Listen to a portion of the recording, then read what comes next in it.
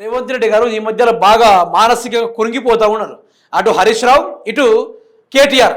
బావా అటు నుంచి నువ్వు నరుక్కుంటారా, ఇటు నుంచి నేను నరుక్కుంటా వస్తా అని చెప్పి వాళ్ళిద్దరు పకడ్బందీగా ప్లాన్ వేసుకొని రేవంత్ రెడ్డి ప్రభుత్వాన్ని ఉతుకుడు అంటే ఉతుకుడు, సర్ఫ్ ఎక్సెల్ లేకుండా ఉతుకుతూనే ఉన్నారు. ఒక్కడ పడితే ఉతుకుతూనే ఉన్నారు. ప్రభుత్వాన్ని ఎక్కడ దోచుకోకుండా చేస్తున్నారు. ఒక మాట చెప్పుకోవాలంటే ప్రభుత్వాన్ని దోచుకోకుండా చేస్తున్నారు. ప్రభుత్వం ఏం చేద్దాం అనుకుంటుంది? ప్రభుత్వ భూములను అమ్మాలి, కనపడ్డ భూములను అమ్ముకొని పోవాలి. ఇవన్నీ మంచి ప్లాన్ వేసుకున్నది. కానీ తీరా చూస్తే మాత్రము వీళ్ళిద్దరు, అటు బావ ఇటు నేను, ఇద్దరం కలిసి కొట్టుకుంటూ వద్దామని చెప్పేసి వాళ్ళు ప్లాన్ వేసుకుంటే రేవంత్ రెడ్డి ప్రభుత్వం గొలకలేక ఫ్రస్ట్రేషన్కి గురయ్యి ఏం మాట్లాడుతుండో కూడా అర్థం కాని పరిస్థితిలో ఉన్నారు. చాలా వరకు ఆ మాటలు మీరే వినండి ఏమంటాడో. అక్కడ ఫార్మా కంపెనీలే ఉండాలి, మేము వచ్చినాక ఫ్యూచర్ సిటీ రద్దు చేస్తున్నామని. మీ ఫ్యూచర్ని ఎప్పుడో ప్రజలు రద్దు చేసిర్రా నాయన. ఒక ఆయన ఫామ్ హౌస్ పోయిన, ఇంకొక ఆయన సెట్ల పడి తిరుగుతున్నాడు. ఫ్యూచర్ లేని వాడల్లా ఫ్యూచర్ సిటీ రద్దు చేస్తా అంటున్నాడు. నువ్వు మళ్ళా వచ్చేసారి సిద్దిపేట గెలితే కదా ఇవన్నీ మాటలు కూర్చొని. నేను ఈ ప్రాంతాన్ని అయితే రాబోయే రోజుల్లో సిద్దిపేట ఎట్లా గెలుస్తావు నేను చూస్తా, నీకే ఫ్యూచర్ లేదు, నువ్వు నా ఫ్యూచర్ గురించి మాట్లాడతావు, ఫ్యూచర్ సిటీ గురించి మాట్లాడతావని హరీష్ రావు గారిని ఉద్దేశించి మాట్లాడడం కూడా జరిగింది. ఒకటే చెప్పదలుచుకున్నా, ఏం చేయగలవు? ఒక మాట చెప్పుకుంటా, బీఆర్ఎస్ పార్టీ వాళ్ళని టచ్ చేయగలవా? బీఆర్ఎస్ పార్టీలో ఉన్న కేటీఆర్ని, హరీష్ రావుని, కేసీఆర్ని టచ్ చేయగలవా? జస్ట్ సిట్టు వేసినందుకే తెలంగాణ రాష్ట్రం మొత్తం ఎట్లా ఏకమైపోయింది. బీఆర్ఎస్ పార్టీ నాయకులు, ఆ కేసీఆర్ని అభిమానించే ప్రజలు అందరూ ఒకటేసారి రియాక్ట్ అయ్యి నువ్వైతే కేసీఆర్ ముట్టుకొని చూడు, నీ సంగతి ఏందో చెప్తామని చెప్పేసి తెలంగాణ మొత్తం నిప్పు కనిక లెక్క మారింది. ఆ రోజు రేవంత్ రెడ్డి మీరే కదా ఆ రోజు దావోస్ నుంచి వచ్చి సపరేట్గా దుబాయ్లో టీవీ పెట్టి నేను ఏదైతే ప్లాన్ వేసుకున్నానో కేసీఆర్ని అరెస్ట్ చేస్తున్నానని ఒక సింపతి అయితే క్రియేట్ చేశాను కదా, ఎట్లుందో ఒకసారి టీవీ పెట్టుర్రా అని టీవీ పెడితే అక్కడంతా ఒకటే తెలంగాణ మొత్తం కేసీఆర్ జిందాబాద్, కేసీఆర్ జిందాబాద్ అని ఆ నినాదాలు వినగానే తెలంగాణ రాష్ట్రం మొత్తం ఆ క్రేజ్ చూడగానే మీడియా వ్యవస్థలు మొత్తం కేసీఆర్ న్యూస్ కోసం ఫోకస్ చేయడం చూసి ఏమైంది? రేవంత్ రెడ్డి కోపం వచ్చేసి టీవీ పలగొట్టి వచ్చేసిండు. ఏం చేయగలని అడుగుతున్నా, ఏమైనా ముట్టుకోగలవాలని? ఆ ముట్టుకునే దమ్ము ధైర్యం మీకుందా? హరీష్ రావుని టచ్ చేసే దమ్ము ఉందా? ఆడదాకెందుకు? రాబోయే రోజుల్లో సిద్దిపేటలో గెలవంటున్నావు నువ్వు. మీరే ఆడికెళ్ళి ప్రచారం చేసే దమ్ముందా? ఆడికెళ్ళి ప్రచారం చేయగలుగుతారా? ప్రచారం చేసి మీ క్యాండిడేట్ని గెలిపించుకుంటారా? సిద్దిపేట అంటే ఏంది?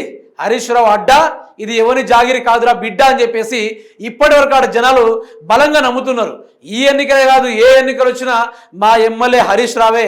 ఎన్ని సర్వేలు వచ్చినా, ఎన్ని సర్వేలు తారుమారైనా అక్కడ నిలబడేది మావాడే, కుంభస్థలం బద్దలు కొట్టేది కూడా మావాడే, కుర్చీని శాసించేది కూడా మావాడే, మా జనాలకు అండగా నిలబడి మా సమస్యలు తీర్చేది కూడా హరీష్ రావు గారే అని చెప్పేసి వాళ్ళు మాట్లాడుతున్నారు.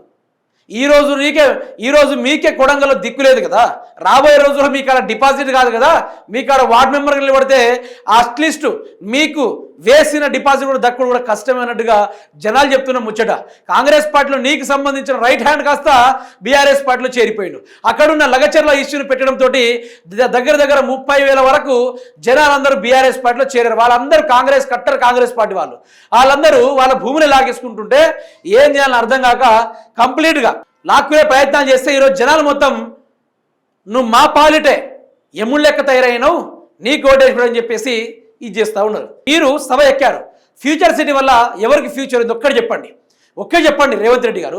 2034 ఫ్యూచర్ సిటీ మా లక్ష్యం అంటే ఇక్కడ తెలంగాణ రాష్ట్రంలో 2026లో జరుగుతున్న యువతకు నిరుద్యోగులై రోడ్ల మీద వాళ్ళు తిరుగుతూ ఉంటే ఫ్యూచర్ సిటీ ఎవరి కోసం?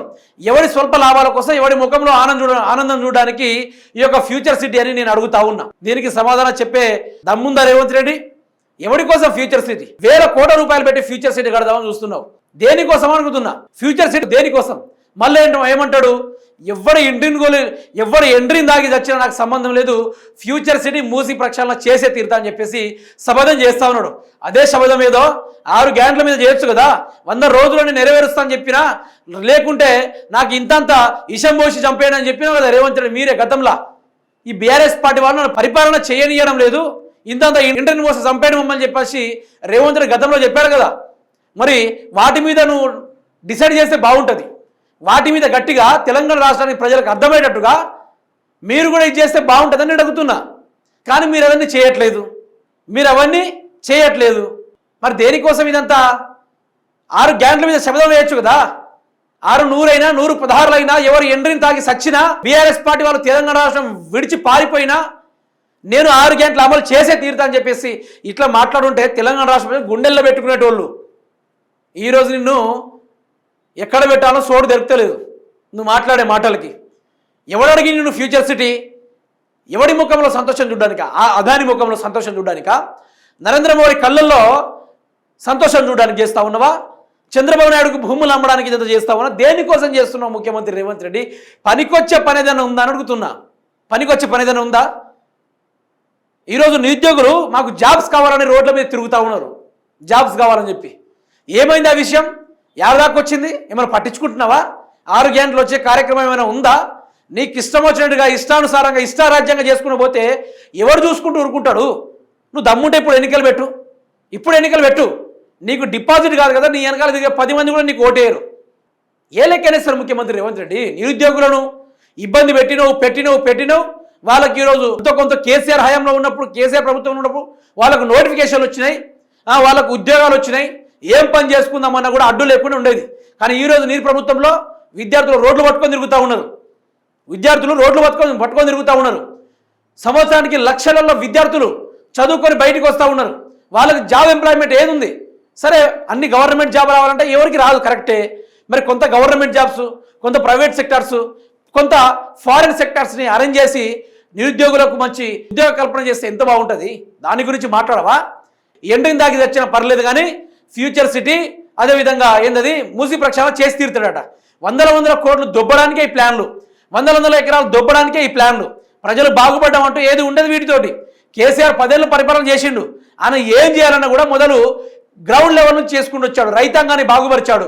₹1,00,000 కాదు కదా, 40,000 ఎకరానికి ఉండే పొలము ఈరోజు 70 లక్షలకు ఎకరాంగా పొలం ఉంది. ఆ స్థాయి దాకా చేసింది కేసీఆర్. మీరేం చేస్తున్నారు? ఎవరు ఎండ్రిని దాకి తెచ్చినా పర్లేదు, నేను మాత్రం మూసి ప్రక్షాళన చేసి తీరుతా అంటున్నావు. మొదలు నీ 6 గ్యారెంటీల పైన ఎండ్రిలు గోలి సాగు ముచ్చట చెప్పు రేవంత్ రెడ్డి. ఏం లేదు, ఇటు కేటీఆర్ హరీష్ రావు ఇద్దరు కలిసి అటు ఇటు ఉతుకుతా ఉన్నారు. ఏం చేయాలని అర్థం కాక పిచ్చిగా మాట్లాడి ఏదో సభ ముందు మాట్లాడి అట్లా వెళ్ళిపోవాలి. అదొకటి బాగా నేర్చుకున్నాడు రేవంత్ రెడ్డి గారు.